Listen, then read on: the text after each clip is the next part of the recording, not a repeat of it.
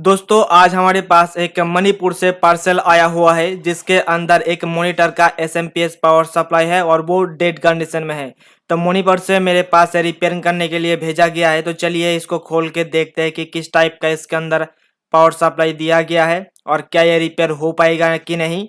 अगर रिपेयर होंगे तो कैसे हम लोग डेड मॉनिटर का पावर सप्लाई को रिपेयर करता हूँ, सारे प्रोसेस आज के इस वीडियो के जरिए आपको मिलने वाला है। देखिए पैकेजिंग बहुत ही अच्छे करके भेजा है और यहाँ पे देख सकते हो नीचे एक छोटा सा मॉनिटर का एसएमपीएस पावर सप्लाई है।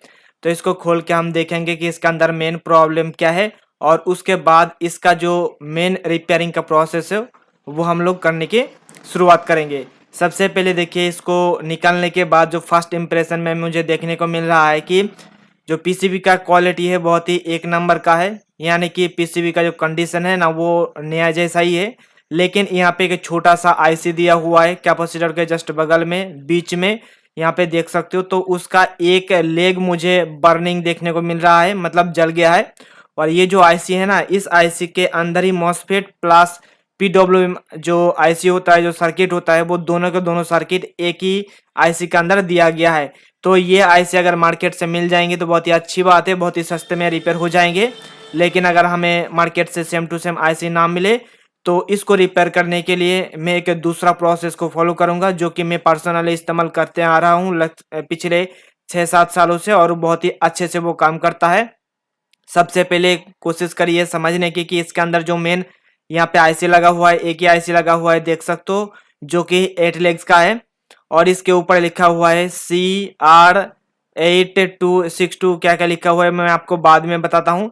सबसे पहले तो मैं एक काम करता हूँ कि इसके अंदर जो चीज़ खराब हमें देखने को मिल रहा है ना, वो चीज़ मैं बाहर निकाल लेता हूँ। और बाहर निकालने के बाद मैं इसके जगह पे जो मैं पर्सनल इस्तेमाल करता हूँ एसटीआर को, उस एसटीआर को रिपेयर करके दिखाऊंगा।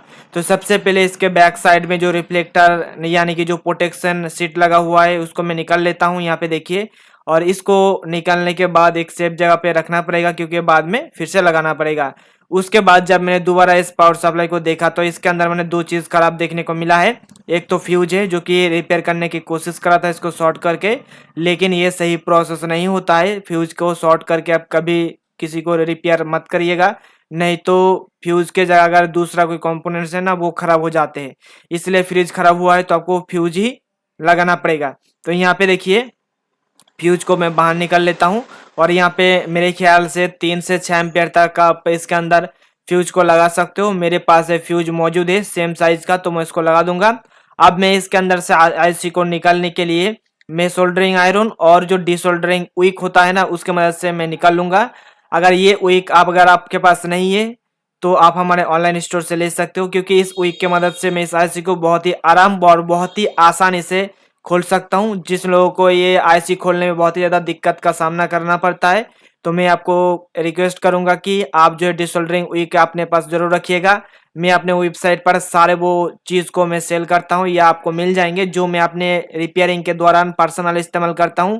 जैसे कि मैंने इस आईसी को खोलने के लिए विक को इस्तेमाल करा ना, ये विक भी आपको हमारे वेबसाइट से मिल जाएंगे बहुत ही सस्ते में। और यहाँ पे देख सकते हो इस आईसी का जो एक पिन देख सकते हो, उधर से 2 नंबर और नीचे से जो 3 नंबर का पिन है वो आपको बर्निंग देखने को मिलेगा, यानी कि अंदर से जल गया है। जिसके कारण जो है ये जो बोर्ड है ना ये फुल डेड कंडीशन में चला गया है और आउटपुट से हमें कोई भी वोल्टेज आउटपुट नहीं देखने को मिल रहा है। अब इसके जगह पे मैं इस्तेमाल करने वाला हूँ ये एक S T R universal 5LO380R। मैं पिछले 6-7 साल से इस्तेमाल करते आ रहा हूँ, बहुत ही कमाल का इसका परफॉर्मेंस है। इसके साथ ही साथ सर्किट को कंप्लीट करने के लिए ये 3 अलग से कंपोनेंट्स लगाना पड़ेगा, एक 220 के रेजिस्टेंस, एक डायोड और एक पीएफ। ये चारों चीज़ यानी कि ये जो चारों चीज़ आपने देखा ना ये आपको हमारे वेबसाइट से मिल जाएंगे। और ये जो फ्यूज देख रहे हो ना, इस फ्यूज के जगह में कौन सा फ्यूज को इस्तेमाल करूंगा, ये देखिए हमारे ये जो बॉक्सों के अंदर है ना सारे के सारे फ्यूज रखा हुआ है 3-4 प्रो करके।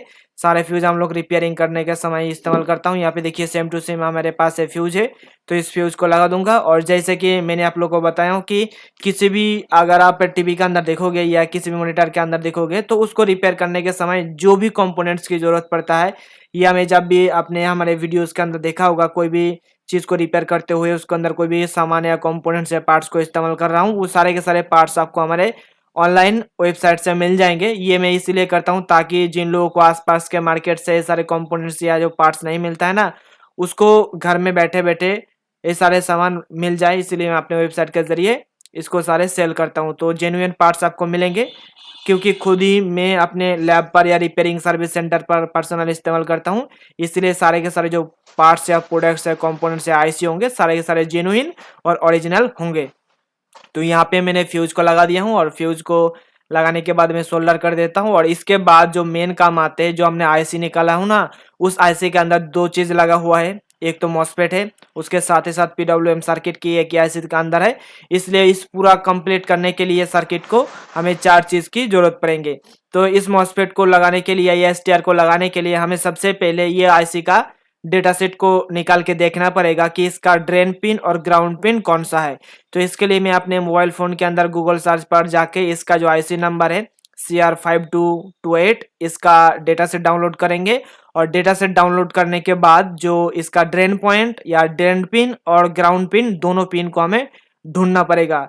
हालांकि मेरे को पहले से पता है, लेकिन जो लोग नया है ना इस फील्ड में, उनको पता चले कि कैसे इसको ढूंढा जाता है, इसके लिए मैं आपको दिखा रहा हूँ। मेरे को पता है कि इस आईसी का 5 और 6 नंबर पिन ड्रेन है और 7 और 8 नंबर पिन इसका ग्राउंड है, जो कि मुझे पहले से ही पता है। और ये प्रोसेस को आपको दिखाने के लिए मैं आपको ये डाउनलोड करके दिखाया। यहाँ पे देखिए, इसका 1 2 3 4 नंबर इधर और 5 और 6 नंबर में आप देख सकते हो ड्रेन, और 7 और 8 नंबर इसका ग्राउंड है।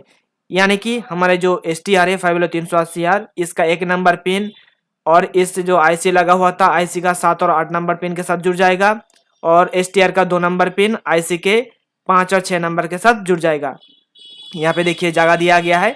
तो 1 और 2 नंबर पिन को हमने सबसे पहले इसके अंदर लगा देता हूँ, और लगाने के बाद सारे प्रोसेस या सोल्डरिंग करने के बाद आपको दिखाता हूँ कि हम लोग कैसे इस 5LO380R को इंस्टॉल करता हूँ। और मैं आपको एक चीज़ कहना चाहूँगा कि एक सर्किट डायग्राम आपको हमारे वेबसाइट से मिल जाएंगे। वेबसाइट का नाम है deepelectronicslab.com, नीचे डिस्क्रिप्शन में भी दिया हुआ है। और अगर आप गूगल पे जाके सर्च करोगे 5LO380R installation circuit by Deep electronics lab, तो इस आईसी को कैसे किसी भी पावर सप्लाई के अंदर इंस्टॉल किया जाता है, इसका सर्किट डायग्राम आपको मिल जाएंगे। तो वो सर्किट डायग्राम आप एक बार हमारे वेबसाइट से डाउनलोड कर लीजिए, उसके बाद अपने पास रख लीजिए। जब भी आपके पास कोई भी मरा हुआ या कोई डेड हुआ या डेड कंडीशन में पावर सप्लाई आएंगे, तो उसको बहुत ही आराम से रिपेयर कर पाओगे। तो यहाँ पे देखिए, हमने यहाँ पे STR को डाल दिया हूँ, और डालने के बाद अपने जो सर्किट डायग्राम है ना उसके अनुसार हम सारे कनेक्शन को कर लेंगे। अब बारी आती है कि इसके अंदर एक सर्किट बनाना पड़ेगा। ये जो आप 220 के 1 वाट का रेजिस्टेंस देख रहे हो, और ये जो आप डायोड देख रहे हो, डायोड का कैथोड पॉइंट यानी कि जो कैथोड पिन है उसके साथ हमारे रेजिस्टेंस का कोई भी एक पॉइंट के साथ जोड़ दीजिए, और जोड़ने के बाद इसको सोल्डर कर दीजिए। और सोल्डर करने के बाद आपको क्या करना पड़ेगा, जो डायोड का एनोड पॉइंट है ना, वो एनोड पॉइंट आपको मेन फिल्टर कैपेसिटर के पॉजिटिव के साथ जोड़ना पड़ेगा। और जो रेजिस्टेंस का और एक सिरा बच रहा है या और एक लेग बच रहा है, वो आपको स्टार्टिंग पावर सप्लाई का जो कैपेसिटर होता है उसका पॉजिटिव के साथ जोड़ना पड़ेगा। तो यहाँ पे देखिए, हमने इसको जोड़ दिया हूँ आपस में दोनों को, और अब मैं इसको कटिंग कर लिया हूँ एक्स्ट्रा जो बचा हुआ लेग था। और उसके बाद देखिए कुछ इस प्रकार से हो गया है। और जैसे कि मैंने आप लोगों को बताया कि ये जो डायोड का एनोड पॉइंट है, इस एनोड पॉइंट को मेन फिल्टर कैपेसिटर के पॉजिटिव पिन के साथ जोड़ देना पड़ेगा। तो चलिए मैं ऊपर से ही कर देता हूँ, क्योंकि अगर नीचे से करने जाएंगे तो थोड़ा सा अच्छा नहीं दिखेगा। इसलिए मैं जो भी कंपोनेंट्स लगा रहा हूँ, आप पे पीछे से भी लगा सकते हो, यानी कि पीसीबी का जो बैक साइड से भी आप कनेक्शन कर सकते हो, लेकिन मैं इसको ऊपर से ही करूँगा क्योंकि मुझे अच्छा लगता है ऊपर से करना। तो पीछे साइड जो है ना क्लीन रहेगा। तो यहाँ पे देखिए, इसके अंदर मैं इसको कंप्लीट असेंबल करने के बाद थोड़ा सा आपको समझा दूंगा। और अगर आपको ये वाला जो STR के बारे में बात किया ना, जो STR मैं इसके अंदर इस्तेमाल कर रहा हूँ ना, इसको भी आप हमारे वेबसाइट से खरीद सकते हो बहुत ही सस्ते में। और आप इसको किसी भी SMPS पावर सप्लाई के लगा सकते हो जिसका आउटपुट जो लोड है ना वो 65 वाट तक हो। यानी कि 65 वाट तक किसी भी SMPS के अंदर आप ये वाले STR को लगा के आप उसको रिपेयर कर सकते हो। वो PFC नहीं होना चाहिए, नॉर्मल SMPS होना चाहिए। यहाँ पे देखिए, ये आराम से ये चल जाएगा।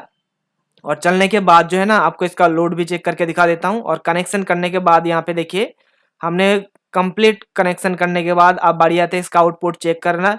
और आपको आउटपुट चेक करने से पहले और एक बात बताना चाहूँगा, जैसे कि मैंने आप लोगों को बताया कि जो हमने इसके अंदर सर्किट डाला हूँ ना, एक 5LO380R, एक रेजिस्टेंस और एक PF और एक डायोड, ये चारों का जो कनेक्शन या जो सर्किट डायग्राम होता है ना, ये आपको हमारे वेबसाइट पे मिल जाएंगे deepelectronicslab.com। वहाँ से आपको सिर्फ सॉफ्टवेयर और सर्किट डायग्राम मिलेगा। और जो हमारे ऑनलाइन स्टोर है, वहाँ पे आपको ये जो सारे कंपोनेंट्स मैं इसके अंदर इस्तेमाल कर रहा हूँ ना, इसको खरीदने का लिंक आपको मिल जाएगा। उसका नाम है दीप इलेक्ट्रॉनिक्स लैब शॉप.in। अगर आप गूगल पे जाकर सर्च करोगे दीप इलेक्ट्रॉनिक्स लैब ऑनलाइन स्टोर, वहाँ से भी आपको मिल जाएंगे। यहाँ पे देखिए इसका 3 नंबर पिन जल चुका था, जिसका कारण ये काम नहीं कर रहा था। चलिए अब मैं इसके आउटपुट का वोल्टेज चेक करके आपको दिखा देता हूँ कि अब एक्चुअल में इसका आउटपुट वोल्टेज हमें निकल रहा है कि नहीं और हमें देखने को मिलता है कि नहीं। तभी आपको पता चल जाएगा, क्योंकि ये एसएमपीएस 12 वोल्ट का है, तो इसका आउटपुट में हमें 12 वोल्ट देखने को मिलेगा। तो इसके लिए हमें एसी सप्लाई इनपुट करना है। तो यहाँ पे एसी सप्लाई इनपुट करने के लिए कनेक्टर को लगा दिया हूँ। और अब बारी आता है कि मल्टीमीटर के माध्यम से इसका आउटपुट वोल्टेज हम चेक करेंगे। तो मल्टीमीटर को मैंने डीसी वोल्टेज पर सेट करके रखा हूँ और आप देखिए कि यहाँ पे वोल्टेज अभी नहीं आ रहा है। तो मैं एक बार स्विच को ऑन कर देता हूँ और उसके बाद इसका वोल्टेज को आप चेक करके दिखाता हूँ। यहाँ पे देखिए 12.47 वोल्टेज आ गया है। मतलब हमारा ये जो एसएमपीएस डेड कंडीशन में था, आउटपुट से हमें वोल्टेज दिखाई नहीं दे रहा था, अभी ये 100% ओके हो गया है और पहले से बेहतर आउटपुट और स्टेबिलिटी हमें देखने को मिलेंगे। तो अगर आपको इस टाइप का काम सीखना है शुरुआती दौर में, तो मैंने एक ई बुक बनाया हूँ खास करके उन सारे लोगों के लिए जो सारे लोग एलसीडी एलईडी टीवी रिपेयरिंग का काम सीखना चाहते हो शुरुआती दौर में हो, या आप सीआरटी टीवी से एलसीडी एलईडी टीवी में अपग्रेड होना चाहते हो। तो ये जो हमने ई बुक बनाया हो ना, ये ई बुक आपको बहुत ही ज़्यादा हेल्प करेंगे। इस वाली ई बुक का लिंक नीचे डिस्क्रिप्शन में दिया हुआ है। अगर आप गूगल पे जाकर सर्च करोगे LCD LED TV repairing guide E book by Deep electronics lab, वहाँ से भी आपको खरीदने का लिंक मिल जाएंगे। हमारा ये जो ई बुक है ना, बहुत ही ज़्यादा आपको हेल्प करेंगे रिपेयरिंग काम को सीखने के लिए। नीचे खरीदने का लिंक दे दिया हूँ डिस्क्रिप्शन में, आप वहाँ से जाके खरीद सकते हो। और मुझे उम्मीद है कि दोस्तों आपको ये वाली वीडियो बहुत ही पसंद आया है। पसंद आए तो वीडियो को लाइक कर दीजिएगा और अगर आपके मन में किसी भी चीज़ को लेकर कोई भी सवाल या सुझाव है, नीचे कमेंट करके जरूर बताइएगा। आपके कमेंट का रिप्लाई बहुत ही जल्द किया जाएगा। हो सके तो आपके कमेंट के ऊपर एक वीडियो भी बना दिया जाएगा।